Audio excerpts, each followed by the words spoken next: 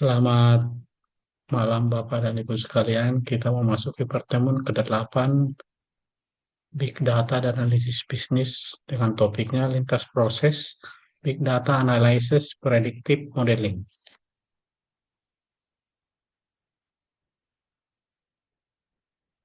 Persepsi. Zaman sekarang Big Data dianggap sebagai modal. Pikirkan beberapa perusahaan teknologi terbesar di dunia.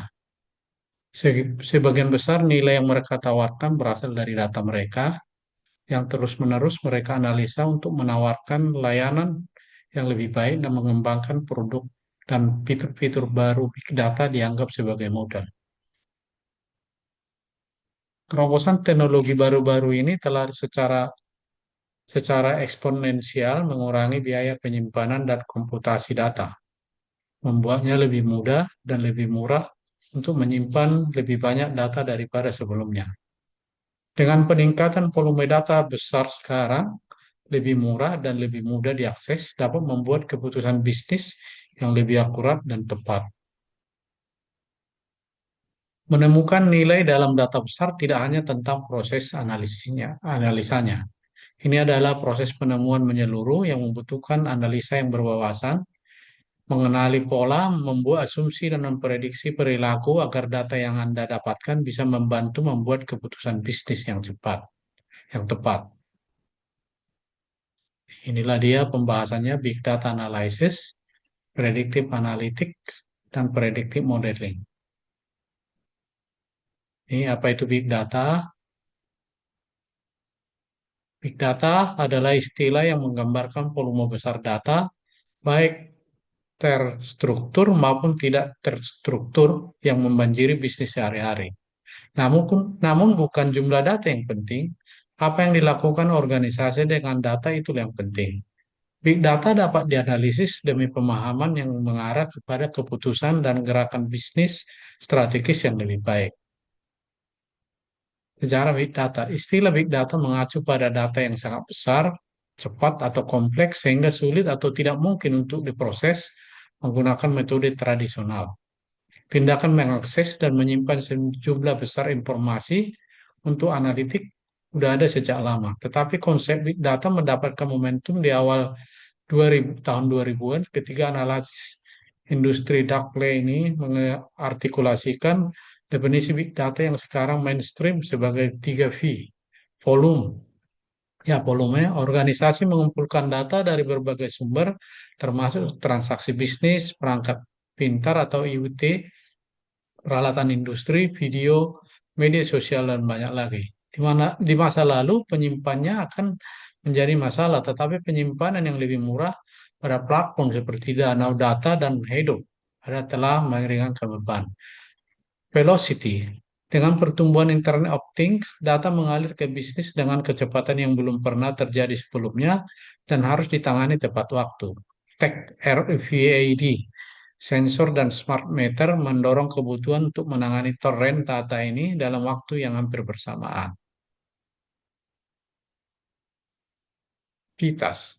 Data hadir dalam semua jenis format dari terstruktur, data numerik dalam database tradisional hingga dokumen teks, email, video, audio, data trik, ticker, saham, dan transaksi keuangan yang tidak terstruktur. Di SAS, kami mempertimbangkan dua dimensi tambahan dalam big data, variabilitas. Selain kecepatan dan varietas data yang meningkat, aliran data tidak dapat diprediksi. Sering berubah dan sangat bervariasi. Ini menantang, tapi bisnis perlu kapan sesuatu sedang tren di media sosial dan bagaimana mengelola beban puncak data harian, musiman, dan yang dipicu oleh peristiwa kebenaran. Veracity. Veracity mengacu pada kualitas data. Karena data berasal dari begitu banyak sumber berbeda, sulit untuk menautkan, mencocokkan, membersihkan, dan mengubah data di seluruh sistem. Bisnis perlu menghubungkan, mengorelasikan hubungan, hierarki, dan berbagai hubungan data. Jika tidak, data mereka dapat dengan cepat lepas kendali. Inilah bagaimana cara big data bekerja. Satu, integrasi data dibandingkan dengan data-data tradisional yang ditangani dengan cara ETL alias extract, transport, and load, cara pengolahan big data jauh lebih rumit dari itu. Alasannya karena big data terdiri dari sekumpulan input yang berbeda-beda dan harus diproses sebelum benar-benar bisa diolah.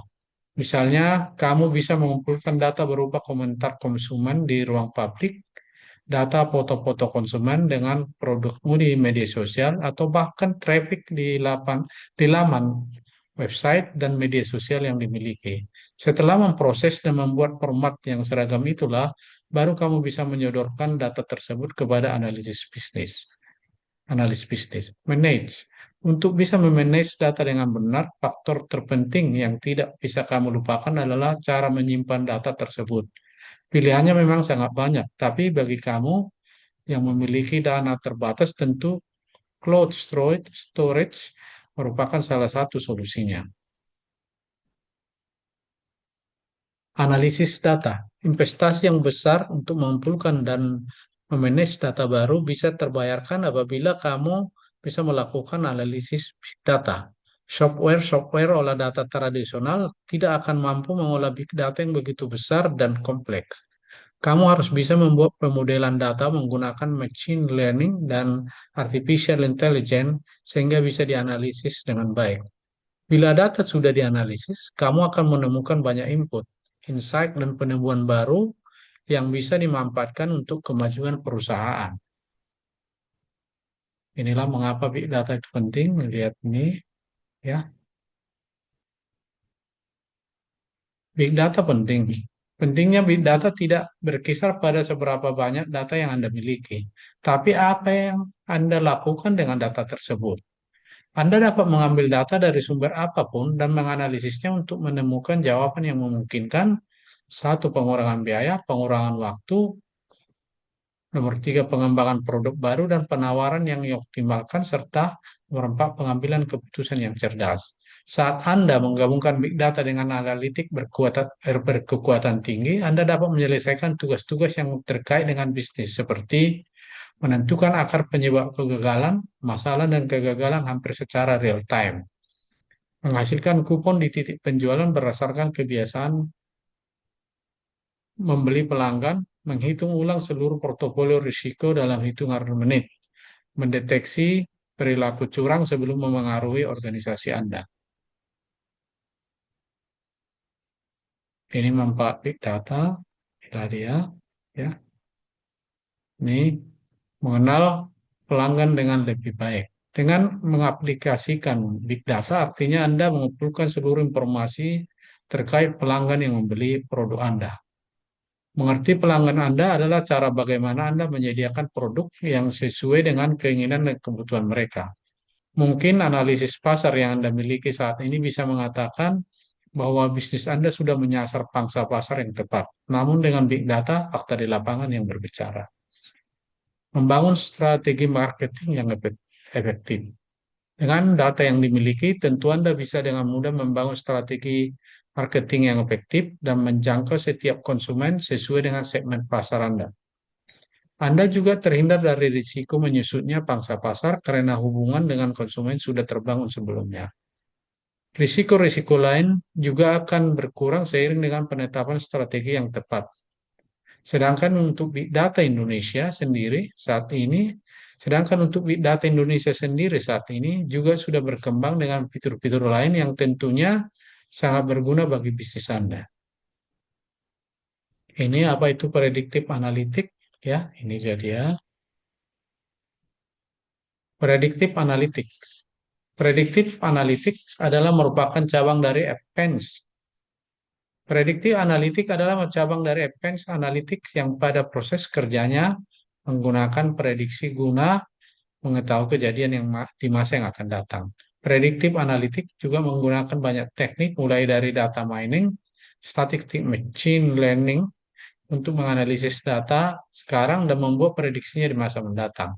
Dalam dunia bisnis, hal ini akan membantu untuk menemukan pola transaksi terdahulu untuk mengidentifikasi risiko dan peluang. Predictive analytics ini memiliki peran untuk mendeteksi kecurangan dari pesaing. Caranya adalah dengan mengkombinasikan berbagai metode analisis, meningkatkan pola deteksi, serta mencegah tindakan kriminal. Tak hanya itu, manfaat lain dari predictive analytics ini adalah untuk optimalkan strategi marketing dari perusahaan.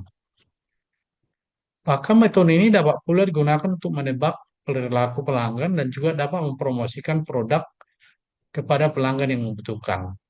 Banyak pula perusahaan yang menggunakan metode ini untuk sekedar ingin meningkatkan pengoperasian serta mengorganisir ketersediaan bahan baku. Belakangan ini juga sudah banyak industri yang memanfaatkan metode ini untuk kebutuhan pengembangan bisnis mereka. Setidaknya 6 industri ini adalah industri yang menerapkan predictive analysis dalam bisnis mereka. Bagaimana proses predictive analytics?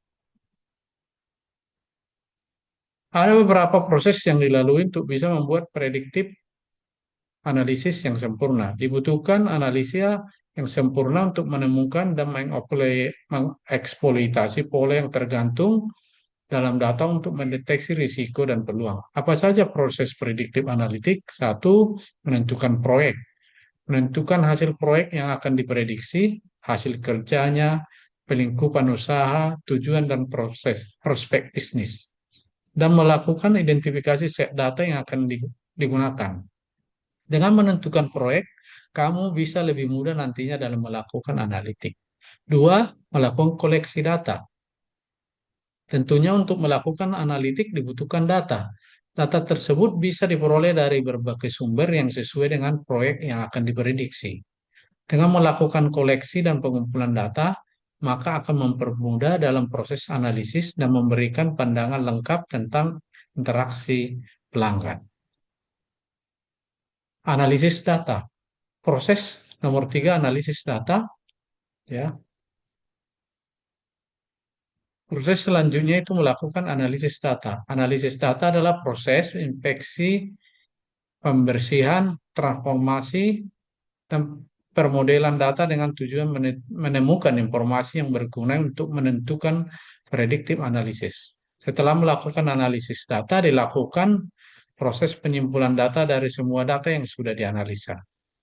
Nomor 4, analisis statistik. Setelah melakukan analisa pada data akan membuat kesimpulan dan membuat kesimpulan semua data yang ada dilanjutkan dengan melakukan analisis statistik. Analisis ini dilakukan untuk melakukan validasi asumsi, hipotesis, dan melakukan pengajuan dengan menggunakan model statistik standar. Nomor 5, modeling. Proses prediksi modeling dilakukan untuk membuat model prediksi yang akurat tentang masa depan. Modeling juga memberikan kemampuan dalam menentukan opsi solusi terbaik dengan melakukan evaluasi multi model. Ya. Model analitik prediktif, model nilai seumur hidup pelanggan. Model prediksi ini dengan cara menentukan pelanggan yang paling mungkin berinvestasi lebih banyak dalam produk dan layanan kamu. Model segmentasi pelanggan, melakukan segmentasi pelanggan grup berdasarkan perilaku dan karakteristik pelanggan yang melakukan pembelian yang sama. Predictive maintenance model, perakiraan kemungkinan adanya kerusakan peralatan penting yang terjadi. Model jaminan kualitas, temukan dan melakukan pencegahan cacat untuk menghindari adanya kekecewaan dan biaya tambahan saat menyediakan produk atau layanan kepada pelanggan. Inilah untuk apa prediktif analitik, inilah dia. Beberapa organisasi dan perusahaan telah menggunakan beberapa prediktif ya analitik untuk membantu meningkatkan penjualan mereka dan menganalisis kemampuan kompetitor.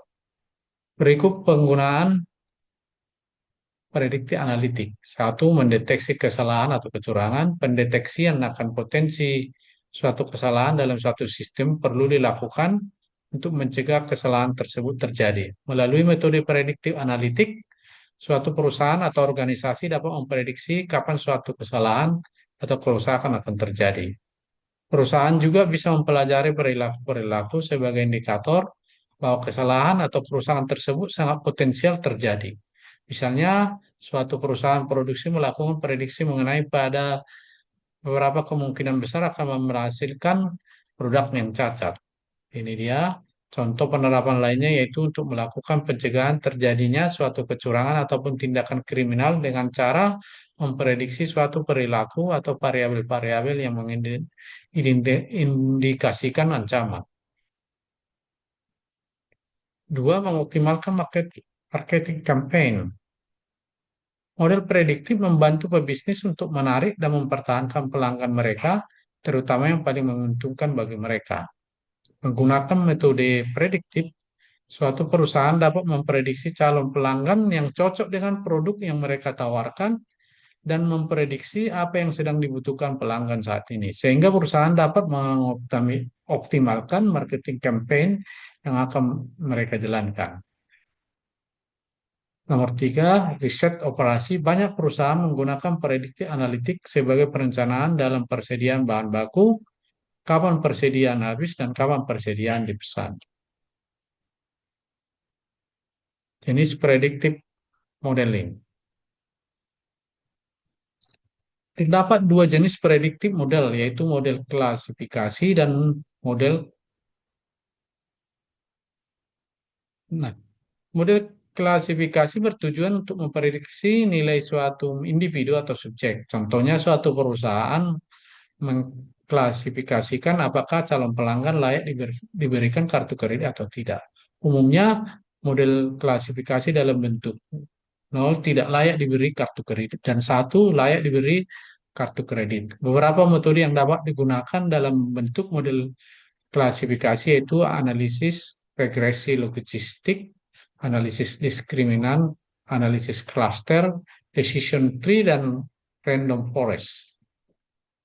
Sedangkan model regresi bertujuan untuk memprediksi atau meramalkan suatu nilai. Jadi ini yang kedua ya, yang satu model klasifikasi, yang satu nomor dua model regresi. Contohnya adalah meramalkan banyak data pengguna offsite suatu perusahaan 5 bulan mendatang. Beberapa metode yang digunakan untuk membentuk model regresi adalah analisis regresi, analisis direct waktu, atau ARIMA, atau exponential smoothing, ARCA, GRCA, dan lain-lain. Metode prediktif. Nomor satu, decision trees. Decision trees termasuk dalam model klasifikasi yang membagi data menjadi himpunan bagian berdasarkan kategori variabel masukan. Model ini dapat membantu kita bagaimana seseorang mengambil keputusan. Decision trees membagi data menjadi kelompok yang paling berbeda.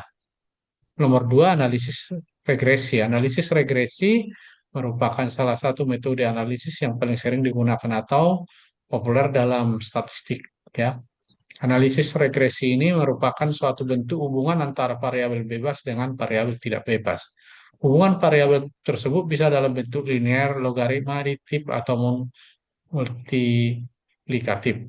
Analisis regresi dapat digunakan untuk tujuan prediksi, yaitu memperkirakan nilai suatu variabel atau dikenal dengan variabel tidak bebas berdasarkan nilai variabelnya lainnya atau disebut variabel bebas. Nomor tiga, jaringan saraf tiruan atau neural network. Metode jaringan saraf tiruan adalah salah satu metode yang sangat populer dan canggih karena mampu memodelkan hubungan yang sangat kompleks. Metode tersebut juga terkenal kuat dan fleksibel. Kekuatan metode tersebut terlihat dari kemampuannya untuk menangani hubungan nonlinear.